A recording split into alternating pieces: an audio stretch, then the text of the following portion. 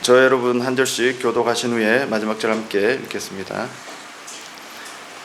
그러나 이제 그리스도께서 죽은 자 가운데서 다시 살아나사 잠자는 자들의 첫 열매가 되셨도다.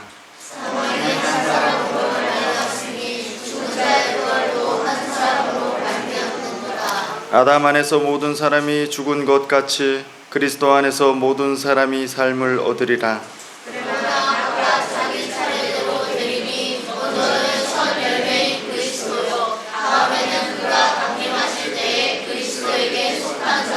그 후에는 마지막이니 그가 모든 통치와 모든 권세와 능력을 멸하시고 나라를 아버지 하나님께 바칠 때라. 그가 모든 권세를 그 발 아래에 둘 때까지 반드시 왕노를 하시리니 맨 나중에 멸망받을 원수는 사망이니라. 만물을 그의 발 아래에 두셨다 하셨으니 만물을 아래에 둔다 말씀하실 때에 만물을 그의 아래에 두시니까 그 중에 들지 아니한 것이 분명하다. 함께 읽겠습니다. 만물을 그에게 복종하게 하실 때에는 아들 자신도 그때 만물을 자기에게 복종하게 하신 이에게 복종하게 되리니 이는 하나님이 만유의 주로서 만유 안에 계시려 하심이라. 아멘. 아멘. 앞뒤로 잘 오셨습니다. 환영합니다. 한번 인사하겠습니다. 네. 네.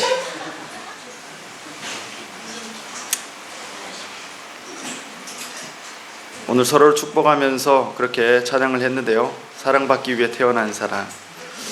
그 사랑 정말로 우리가 이미 받고 있고 또 받을 줄 믿습니다. 그리고 그 사랑이 우리를 통해 이 땅에 흘러가게 되는 줄 믿습니다. 아멘. 오늘 계속 말씀, 지금 고린도전서를 살펴보고 있습니다. 고린도 교회의 배경, 그것은 지난 시간들 많이 말씀을 드렸어요. 간략하게 다시 한번 짚고 넘어가면 2차 전도 여행 중에 사도 바울이 박해와 어려움을 피해서 간 곳이 바로 고린도 지역이었어요. 그 전에 아덴이라는 곳에서는 큰 열매가 없었지만 이 고린도 지역에서는 구원의 열매들이 참 많았습니다. 그렇게 세워져 간 교회가 바로 이 고린도 교회였고, 그런데 이제 지금 3차 전도 여행 중에 에베소에 있는 그때에 이제 고린도로부터 소식이 전해졌어요. 그 교회로부터 들려오는 소식들은 썩 좋지 않은 소식들이었어요. 이 고린도 교회 가운데 파당과 분열이 있다. 그리고 성적인 타락과 간음이 있다.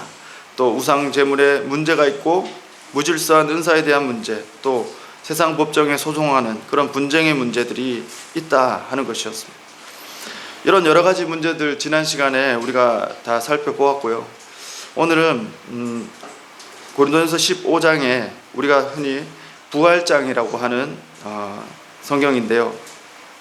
여기에 보면 이 교회 가운데 한 가지 근본적인 문제가 또 있었습니다. 그것이 뭐냐 하면 예수 그리스도의 부활뿐만 아니라 죽은 사람의 부활 자체를 없다라고 생각하는 사람들이 이 교회 가운데 있었어요. 다시 말해서 부활 자체를 부인하는 거예요. 부활 자체를 믿지 않는 거예요. 그러니까 예수 그리스도의 부활도 믿을 수가 없겠죠. 부활이 없다고 하는데 어떻게 예수님의 부활을 믿겠습니까? 그래서 12절에 가보면, 오늘 읽지는 않았지만 그 앞에 15장 12절에 가보면 이렇게 되어 있습니다. 같이 한번 읽겠습니다. 시작. 그리스도께서 죽은 자 가운데서 다시 살아나셨다 전파되었거늘 너희 중에서 어떤 사람들은 어찌하여 죽은 자 가운데서 부활이 없다 하느냐. 어찌하여 죽은 자 가운데서 부활이 없다 하느냐. 너희 중에 어떤 사람들은. 여러분, 너무 놀라운 이야기 아닙니까? 예수님을 믿어요. 예수님 십자가에 죽으신 것도 믿어요. 그런데 부활을 받아들일 수 없어요. 부활을 믿지 않아요. 부활 자체가 없다고 생각해요. 교회 안에 이러한 일들이 있다는 거예요. 여러분, 이 고린도 교회의 여러 가지 문제에 대해서는 지난 시간에 쭉 말씀드렸었죠. 어떻게 보면 그 문제들은 이해가 됩니다. 때때로는 그런 성적인 타락, 그런 부분들, 또 우상 제물의 문제들, 뭐 그 기타 등등 은사의 문제들 이해가 돼요. 그런데 여러분, 이 신앙에 있어서, 예수님을 믿는 이 믿음, 기독교 신앙에 있어서 부활이 없다고 믿는다? 그럴 수 있을까? 정말 그런 생각이 듭니다. 근데 그런 부류의 사람들이 이 고린도 교회 안에 있었다는 거예요. 여러분, 이 고린도 교회 성도들 중에 왜 그 일부는 죽은 자 가운데 부활이 없다 그렇게 생각할까요? 바울이 혹시 이 고린도 교회를 처음 복음을 전하고 세워나갈 때 너무 바빠서, 아니면 너무 힘들어서, 너무 경황이 없어서 이 복음 가운데 핵심인 이 부활에 대해서 가르치지 않아서 그럴까요? 복음에 대해서 전혀 부활에 대해서 얘기해 주지 않았기 때문에 이 사람들이 몰라서 그렇게 알고 있을까요? 그렇지 않습니다. 이 고린도 지역에 바울이 1년 6개월 머물렀다고 말씀드렸어요. 매우 오랫동안 머물렀어요. 그럼에도 불구하고 그가 그 시간 동안에 이 부활에 대해서 전혀 가르쳐지지 않았다? 그것은 전혀 말이 안 됩니다. 우리가 1절에서 8절 앞부분의 말씀을 보면 그것을 또 알 수 있어요. 여러분, 1절에서 8절, 1절부터 보면은 이렇게 되어 있습니다. 형제들아, 내가 너희에게 전한 복음을 너희에게 알게 하노니, 거듭해서 다시 너희들에게 과거에 전했던 그 복음을 너희에게 알게 한다, 다시 상기시켜 준다 하는 거예요. 이는 너희가 받은 것이요 또 그 가운데 선 것이라. 이미 너희가 그 믿음 안에 있고, 그것을 너희가 이미 들었고 받아들였고, 그 가운데 선 믿음이라는 거예요. 그래서 2절에 보면 너희가 만일 내가 전한 그 말을 굳게 지키고 헛되이 믿지 아니하였으면 그로 말미암아 구원을 받으리라. 그 구원의 복음, 예수님의 십자가와 이 부활의 복음 그 자체를 다 전했다는 거예요, 이미. 그리고 그 전했던 말씀을 굳게 지키고 그것을 헛된 것으로 받아들이지 않았다면 너희들은 구원을 얻을 거라는 거예요. 그 내용이 무엇입니까? 내용은 3절 이하에 3절 4절. 내가 받은 것을 먼저 너희에게 전하였노니. 사도 바울도 자신의 것이 아니라는 거예요. 이 복음은 자신의 것이 아니라는 거예요. 내가 받은 것이라는 거예요. 너희에게 전하였다는 거예요. 이는 성경대로 그리스도께서 우리 죄를 위하여 죽으시고 장사 지낸 바 되셨다가 성경대로 사흘 만에 다시 살아나셨다. 할렐루야. 예수님은 우리의 죄를 위해 죽으셨을 뿐만 아니라 다시 살아나신 주님이신 줄 믿습니다. 그런데 이 고린도 교회는 그것을 받아들이지 못하고 있어요. 일부의 사람이긴 하지만 받아들이지 못하고 있어요.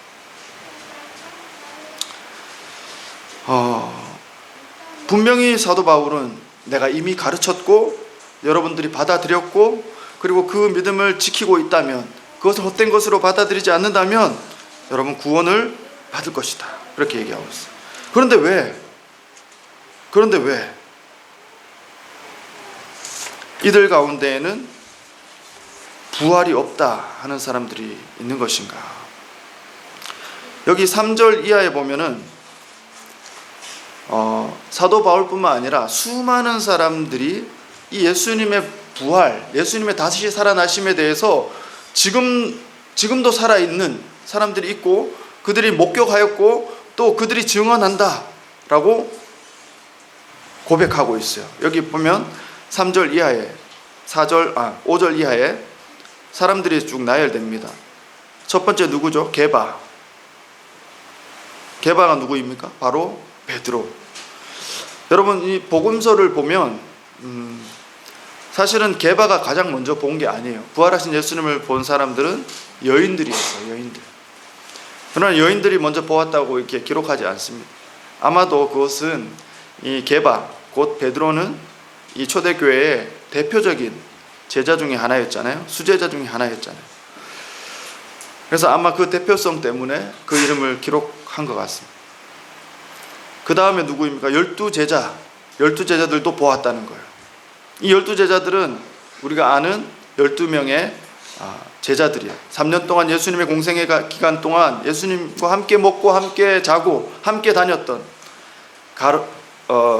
그 12제자 중에 여러분 가만히 생각해 보면 가룟 유다가 예수님을 배반하고 죽었어요. 스스로 목숨을 끊었어요. 그러면 11명의 제자라고 하지 않고 왜 12명이라고 했을까? 그것은 우리가 잘 아는 대로 그 이후에 마띠아라는 제자를 또 뽑았죠. 그 12명의 수에 들어오게 했습니다. 그래서 12제자. 이 마띠아는 예수님의 세례 때부터 예수님의 승천하는 날까지 모든 시간을 제자들과 함께 다녔던 사람이라고 기록하고 있어요. 그렇게 12제자에 들어온 사람입니다. 세 번째 누구입니까? 6절에 보면 500여 형제라고 되어 있어요. 여러분 복음서에 보면 예수님의 제자 그룹이 12제자만 있었던 건 아닌 것 같아요. 70명의 제자들, 또 여기에 나와 있는 대로 500여 형제들, 이들도 예수님의 제자의 확대된 그룹 중에 하나였다, 그렇게 보고, 또 하나는 예수님의 부활을 목격한 증인들이다, 그렇게 볼 수 있습니다. 그 가운데는 대부분이 지금도 살아있다라고 고백하고 있어요. 6절에 보면 지금 이 고린도전서를 쓰는 시간이 주후 대략 55년 경으로 본다면 예수님이 돌아가신 주후 33년 경을 기점으로 했을 때 지금 한 22년이 흘렀어요. 대다수의 사람들이 살아있을 수 있겠죠. 살아있는 사람들이 많다는 거예요. 예수님을 부활을 목격하고 살아있는 사람들이 지금도 많다. 그리고 또 한 사람이 있습니다. 7절에 야고보. 여러분 이 야고보는 예수님의 제자 야고보와 요한 할 때 그 야고보가 아닙니다. 우레의 아들 야고보가 아니라 바로 예수님의 이복 동생 야고보예요. 예수님의 이복 동생들이 좀 있었죠. 복음서들을 보면 그것을 알 수 있어요. 예수님은 분명히 동정녀 마리아에게서 성령으로 잉태되셔서 출생하셨지만 나셨지만 그 후에 이 요셉과 마리아 사이에서 그 예수님의 이복 동생들이 태어났던 것을 엿볼 수 있어요. 그 이복 동생들은 예수님을 그리스도로 구원자로 믿지 않았습니다. 예수님의 공생애를 다 지켜봤지만 예수님이 그리스도다, 구원자다, 하나님의 아들이다 라고 믿지 못했어요. 그런데 오늘 이 야고보, 예수님의 이복 동생 야고보, 그 어떻게 이렇게 예수님의 부활을 보고 믿게 되었는가? 사도행전 15장에 가보면 예루살렘 공의회가 나옵니다. 예루살렘 공의회에 그 예루살렘 교회의 수장으로 표현되는 사람이 한 사람인데 그 사람이 바로 야고보예요. 그 야고보는 이미 과거에 순교했던 제자 야고보가 아닌 거예요. 예수님의 제자 야고보가 아닌 거예요. 예수님의 동생 바로 이 야고보가 예루살렘 교회의 수장으로 볼 수 있어요. 사도행전 15장에 기록되어져 있습니다. 그가 어떻게 예루살렘 교회에 그렇게 대표성을 가진 사람이 될 수 있었을까? 어떻게 그는 예수님을 믿었을까? 어떻게 그렇게 변화됐을까? 아마도 여기에 나와 있는 것처럼 부활하신 예수님께서 특별히 이 야고보에게, 이복 동생 야고보에게 나타나셨다는 거예요. 부활의 몸으로 예수 그리스도께서 야고보에게 내가 예수이다, 내가 구원자다, 그렇게 보이시고 믿게 하셨다는 거예요. 아마도 그는 부활하신 예수님께서 나타나셨던 그 사건들을 계기로 예수님을 믿었던 것 같아요. 예수님의 그리스도 되심, 하나님의 아들 되심, 부활의 주님으로 믿게 되었던 것 같습니다. 그리고 또 누구입니까? 7절에 모든 사도에게 보였다. 여러분 이 모든 사도는 12제자하고 또 다른 사람들이, 12제자를 똑같은 사람으로 표현할 거면 굳이 이렇게 중복해서 반복해서 표현할 필요가 없겠죠. 이 사도라고 하는 것은 보냄을 받은 자, 12사도뿐만 아니라 넓은 의미에서 또 다른 사도들이 있었어요. 누구입니까? 성경에 보면 바나바와 같은 사람들, 또 야고보와 같은 이 이복 동생 야고보와 같은 사람들, 또 사도 바울과 같은 사람들, 그런 사람들이 바로 사도로 불려졌던 것을 알 수 있어요. 그들에게도 동일하게 보이셨다는 거예요. 그리고 또 누구에게 보이셨습니까? 맨 마지막에 8절에 보면 맨 나중에 만삭되지 못하여 난 자 같은 내게도 보이셨느니라. 바로 사도 바울 자신에게도 부활의 주님이 보이셨다는 거예요. 그런데 매우 겸손한 표현을 쓰고 있습니다. 만삭되지 못하여 난 자 같은 나에게. 만삭이면은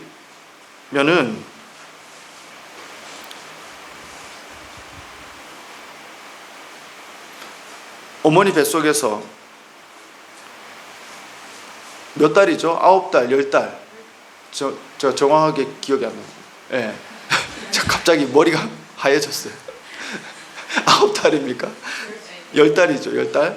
맞습니까? 갑자기 제가 팔싹둥이라고 이게 적어놓고 이게 갑자기 멍해졌어요. 만삭되지 못했다는 것은 그러니까 뭐 칠삭둥이일 수도 있고 팔삭둥이일 수도 있고 뭐 그 이상일 수도 있겠지만 그렇게 어쨌든 자신을 그렇게 겸손하게 표현하고 있습니다.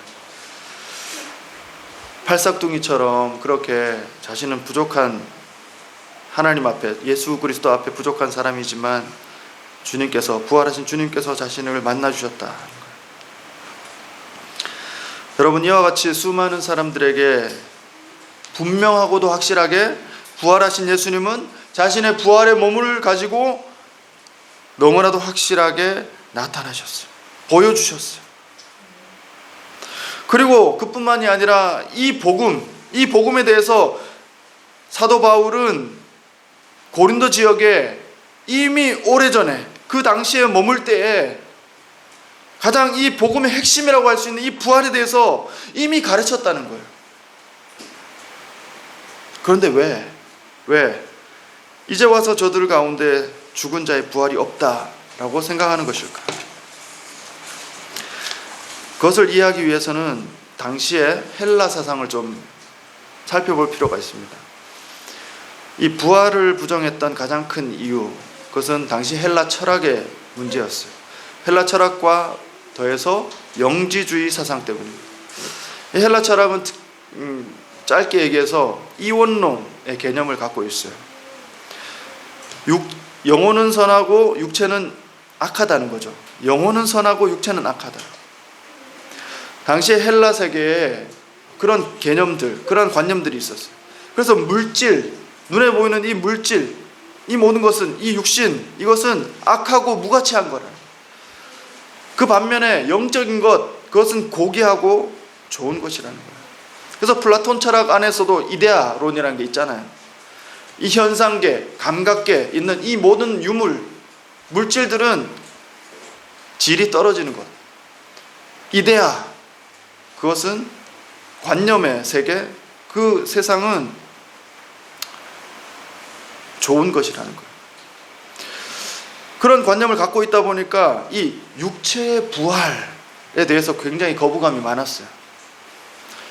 육체는 혐오스럽고 좋지 않은 것인데 이것이 부활한다? 거부감이 있을 수밖에 없는 거예요. 그래서 죽음 이후에 육체가 다시 살아난다는 개념을 그들은 받아들이기 힘들어했어요. 그것은 매우 비합리적인 것이고 혐오스러운 것으로 받아들였어요. 그래서 그들은 대체로 죽은 뒤에 우리의 몸은 완전히 사라진다. 그리고 영혼은 이데아의 세계로 가서 자유롭게 살아간다. 그렇게 생각했어요. 그리고 또 한 이유가 있습니다. 당시에 이 믿음의 세계 안에 있는 그리스도를 믿는다고 하는, 예수님을 믿는다고 하는 사람들 안에도 어떤 부류의 사람들이 있었냐면 자신들은 이러한 관념 속에서 영적인 부활을 이미 경험했다는 거예요.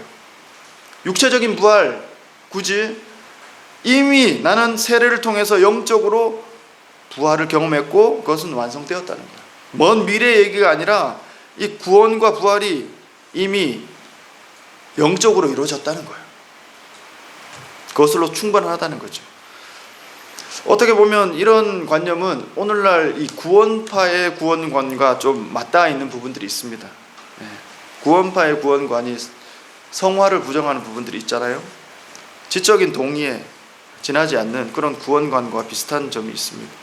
어쨌든 그래서 저들 가운데에는 지금 예수의 부활뿐만 아니라 죽은 자의 부활 자체를 없는 것이다라고 얘기하고 있어요.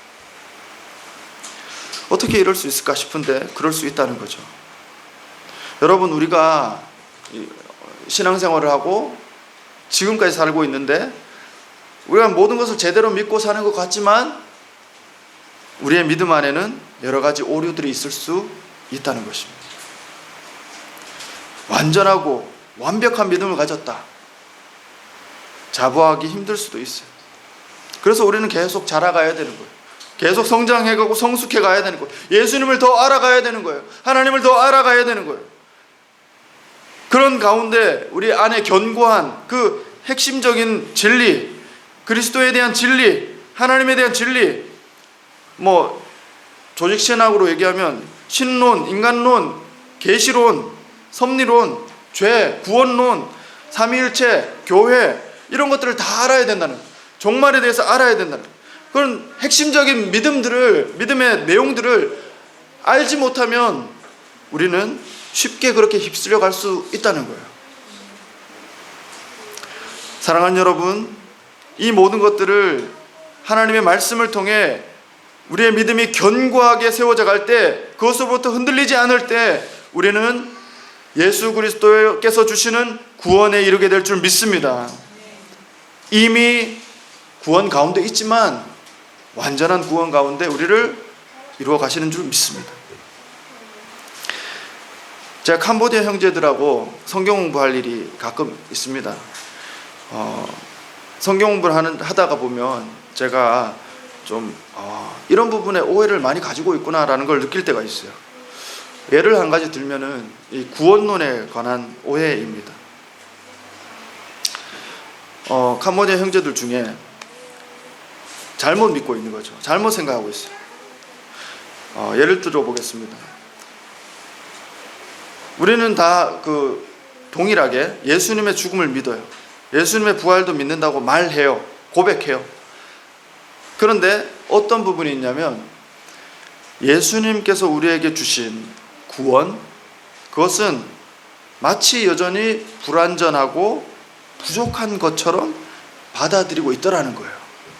예수님이 우리에게 주신 구원, 2000년 전 십자가에서 못 박혀서 우리의 죄의 문제 해결해 주신, 죄의 대가를 치러 주신 예수님께서 죽으시고 부활하심을, 그것을 받아들이고 믿으면서도 죄의 대가를 치러 주셨고 죄의 문제가 해결되었음을 고백하면서도 그 구원이 마치 불완전한 것처럼 그렇게 생각하고 있더라는 거예요.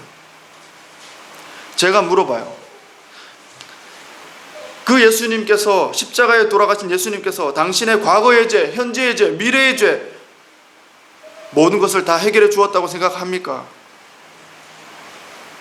그러면 다 머뭇머뭇해요. 과거의 죄와 오늘까지의 죄는 다 해결해 준 것 같은데 미래의 죄는 아닌 것 같아요. 그래서 그 구원은 한 95% 제게 이루어진 것 같아요. 100%는 아닌 것 같아요. 그렇게 고백하는 사람들이 참 많습니다. 예수님의 십자가, 그 구원의 효력이 여러분 95%라고 생각하십니까? 지금 여러분들에게 이루어져 있는 그 구원의 능력이 95%짜리 구원이라고 생각하십니까?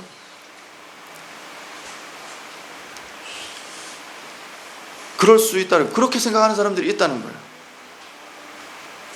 여러분, 예수 그리스도께서 2000년 전에 십자가에 매달리시고 우리 모두를 위해 드린 그 속죄제사, 단번에 드린 영원한 속죄제사, 그것은 우리의 영원한 생명을 주신, 우리에게 주신 완전한 구원인 줄 믿습니다.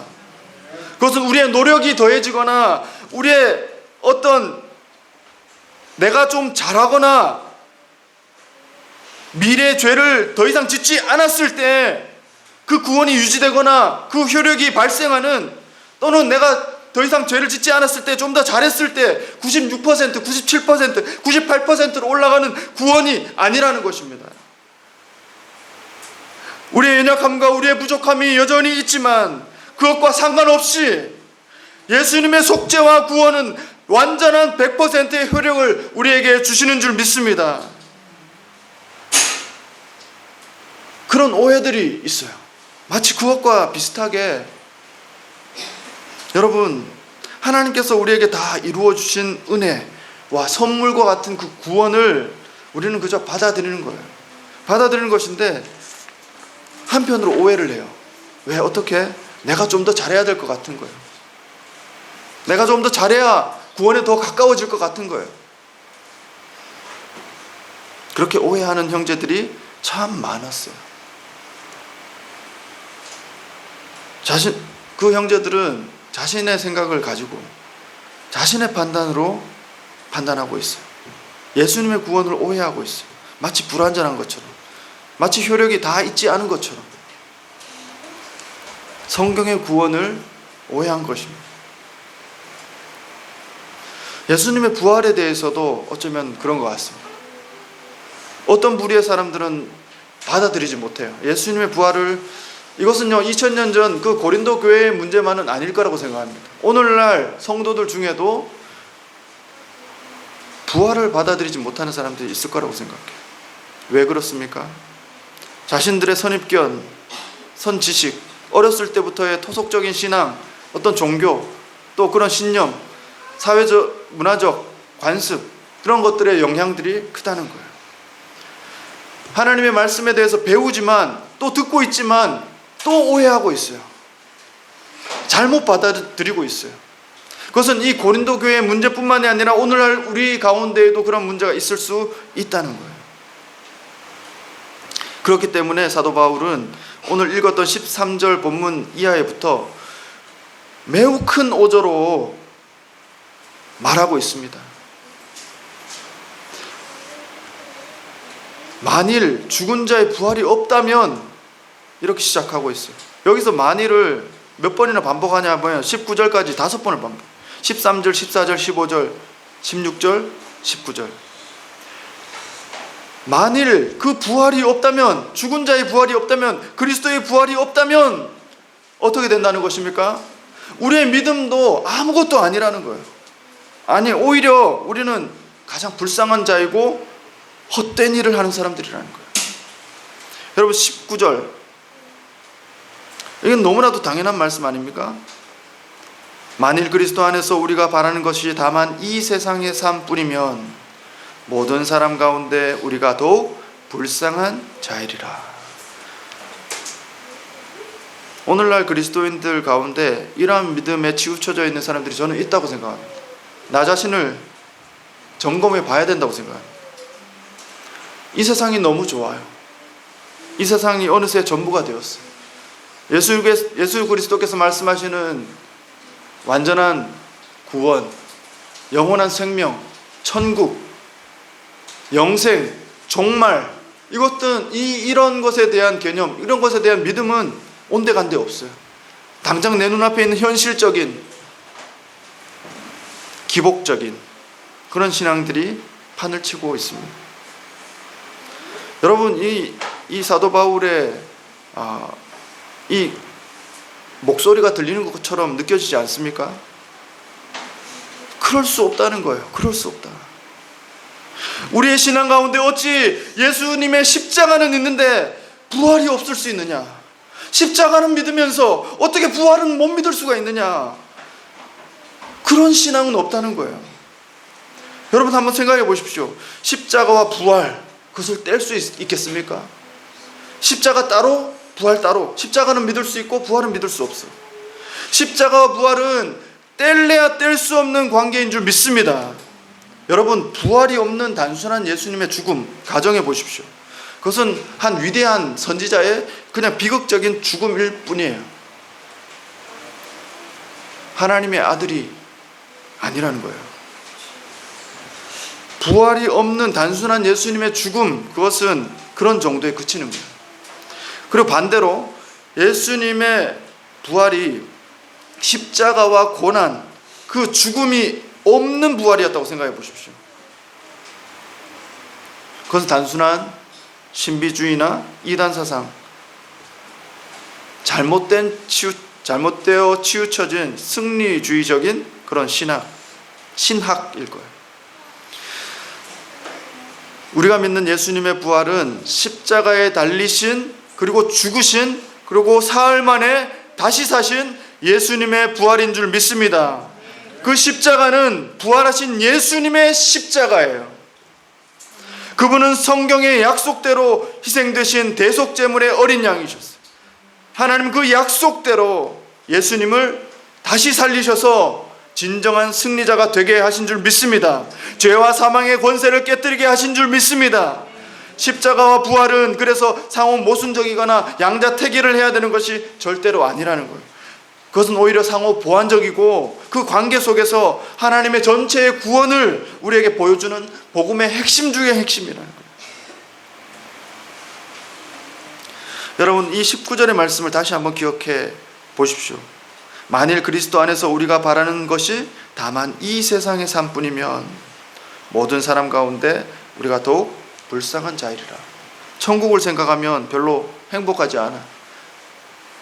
이 세상이 너무 좋아. 천국을 꼭 가야 되나? 그런 생각이 여러분 안에 혹시 있지는 않습니까? 부활과, 여러분, 우리의 신앙이 부활과 이 새하늘과 새 땅, 천국에 대한 소망과 하나님 나라를 대망하는 그런 신앙이 아니라면, 그래서 혹시 현세적인 신앙, 물질적인 신앙, 기복적인 신앙에 치우쳐져 있다면 우리는 다시금 우리 자신을 살펴야 될 것입니다. 하나님의 나라에 대한 완전한 구원과 생명에 대한 그 예수 그리스도 복음과 우리에게 주실 구원에 대한 그 신앙을 스스로 점검해 보아야 될 줄 믿습니다. 자, 이제 결론을 내기를 원하는데요. 우리가 믿는 부활, 그리고 우리가 받아들이는 그 종말에 대해서 좀 살펴보고 마무리하도록 하겠습니다. 20절에서 22절, 오늘 읽었던 본문 가운데 이렇게 되어 있습니다. 그러나 이제 그리스도께서 죽은 자 가운데서 다시 살아나사 잠자는 자들의 첫 열매가 되셨도다. 사망이 한 사람으로 말미암았으니 죽은 자의 부활도 한 사람으로 말미암는도다. 아담 안에서 모든 사람이 죽은 것 같이 그리스도 안에서 모든 사람이 삶을 얻으리라. 예수님의 부활은 그저 예수님의 부활로 끝나지 않는다는 것입니다. 예수님의 부활은 그 다음의 부활로 이어져 간다는 것입니다. 이것이 복음이에요. 이것이 우리의 소망이에요. 예수님은 우리의 부활의 모델이신 줄 믿습니다. 이 예수님의 부활은 우리의 부활을 미리 보여주는 예표이신 줄 믿습니다. 그렇기 때문에 23절 이하에 뭐라고 기록되어 있습니까? 그러나 각각 자기 차례대로 된다는 거예요. 먼저는 첫 열매 그리스도요. 다음은 누굽니까? 주님께서 강림하실 때, 다시 오실 때, 재림하실 때 그리스도에게 속한 자들, 저와 여러분인 줄 믿습니다. 우리를 부활케 하신 줄 믿습니다. 그 후에는 24절 마지막이니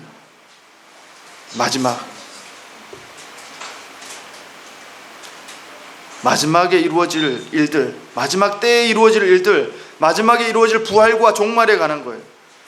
그가 모든 통치와 모든 권세와 능력을 멸하시고 나라를 아버지 하나님께 바칠 때라. 그가 모든 원수를 그 발 아래에 둘 때까지 반드시 왕 노릇하시리니 맨 나중에 멸망받을 원수는 무엇입니까? 사망이니라. 할렐루야. 사망도 사망하는 거예요. 죽음도 사망하는 거예요. 죽음이 죽는 것입니다. 사망이 더 이상 없어요.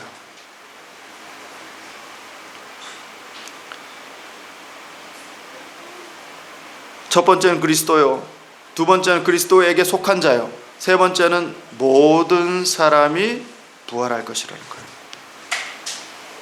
이것은 마지막 때에 관한 말씀입니다. 여러분, 이 부활은 세상 끝날 곧 종말의 사건이기 때문에 우리는 성경을 읽고 그 종말에 대해 올바르게 이해할 필요가 있습니다. 다른 사람들 많이 무슨 이 종말에 대해서 많이 말씀하는데 우리는 네 가지만 우선적으로 기억하면 좋겠어요. 무엇입니까? 이 종말의 사건에는 이 네 가지로 압축됩니다. 첫 번째는 예수님의 재림이에요. 재림이 먼저예요. 예수님의 강림하심이 먼저 있을 거라는 거예요. 이 초림의 예수님은 반드시 재림의 예수님으로 오시는 줄 믿습니다. 그 사이의 시대가 교회 시대예요. 두 번째로 있을 사건이 뭐냐? 부활이라는 거예요. 예수님이 다시 오실 때 죽은 자의 부활이 있을 거라는 거예요. 먼저는 그리스도인들의 부활이 있을 것입니다. 생명의 부활이 있을 것입니다. 그리고 모든 사람들의 부활이 있는데 그들은 심판의 부활로 나타날 것입니다.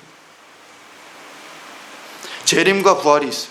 그리고 세 번째가 뭐냐? 심판이에요. 심판의 주님으로 오실 예수 그리스도께서는 온 세상을 심판하십니다. 모든 통치를 멸하시고 모든 원수를 예수의 발 아래 복종하게 하실 것입니다. 그 마지막에 멸망받을 것은 사망이라는 거예요. 사망. 요한계시록에 보면 음부도 불못에 던져지리라 이렇게 되어 있어요. 그리고 계시록 말씀에 두 번째 사망을 이야기합니다. 그 불못에 던져지는 것, 그것이 곧 두 번째 사망이다. 그렇게 얘기하고 있어요. 심판이 있습니다. 재림과 부활과 심판. 그리고 마지막 무엇입니까? 우리에게 이루어질 일, 그것은 천국과 지옥.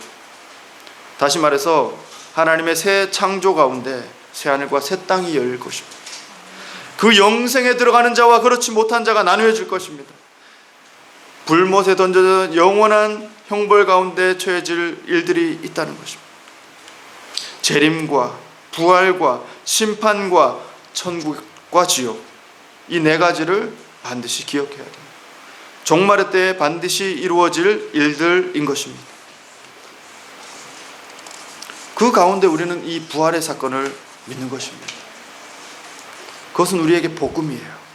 이 예수님의 부활은 우리에게 복음입니다. 27절, 28절에 그래서 맨 마지막에 종말의 때 이루어질 맨 마지막의 사건들이 무엇이냐? 27절, 28절 같이 한번 읽겠습니다. 시작. 만물을 그의 발 아래에 두셨다 하셨으니 만물을 아래에 둔다 말씀하실 때 만물을 그의 아래에 두신 이가 그 중에 들지 아니한 것이 분명하도다. 만물을 그에게 복종하게 하실 때에는 아들 자신도 그때의 만물을 자기에게 복종하게 하신 이에게 복종하게 되리니 이는 하나님이 만유의 주로서 만유 안에 계시려 하심이라. 할렐루야. 아멘.